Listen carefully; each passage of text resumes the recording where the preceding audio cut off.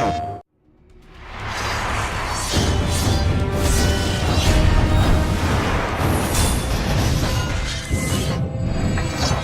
what is Reaper of Souls? First of all, it's the continuation of the Diablo III story. Now, with the Ultimate Evil Edition, you get all the goodness that came with Diablo III. So you get, Acts 1 through 4, the 5 classes. But with Reaper of Souls, we're introducing a brand new class, which is a Crusader.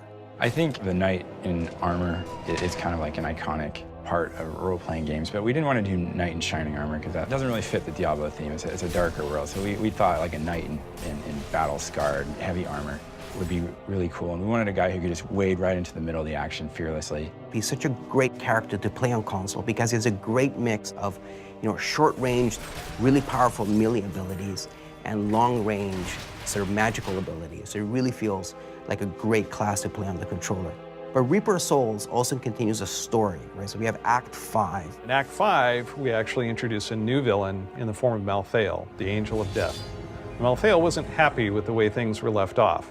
He wants to take out humanity, and it's your job to try and keep him from succeeding. I think the really great thing that really helped galvanize Reaper of Souls is that Malthael allowed us to focus on the more dark and more gothic side of the Diablo III story, and it really goes back to the feeling of the very first Diablo.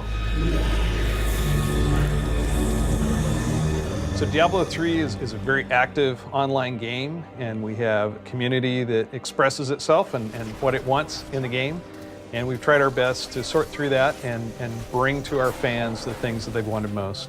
And one of the things we're very proud about with Reaper of Souls is the introduction of Adventure Mode.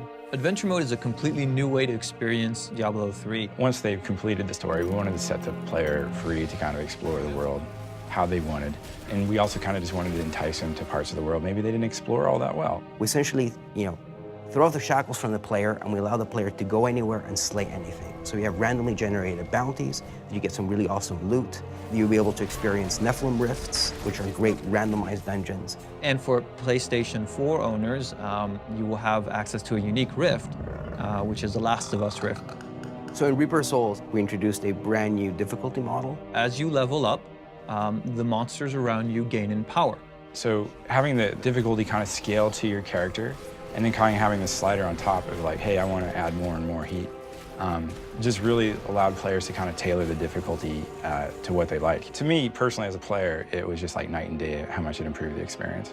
So one of the key changes that Reaper of Souls introduced is what we call Loot 2.0. Basically, as you're playing the game, the chances of you getting a legendary item that's going to be useful are extremely high, and it's going to be happening regularly. Patience. Because at the end of the day, part of the fantasy of a Diablo game is finding that awesome legendary sword or bow or piece of armor that really changes the way you play the game.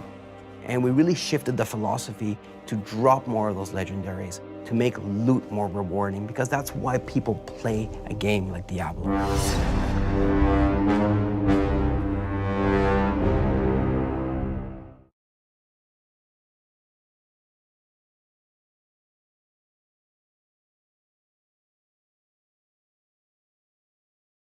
PlayStation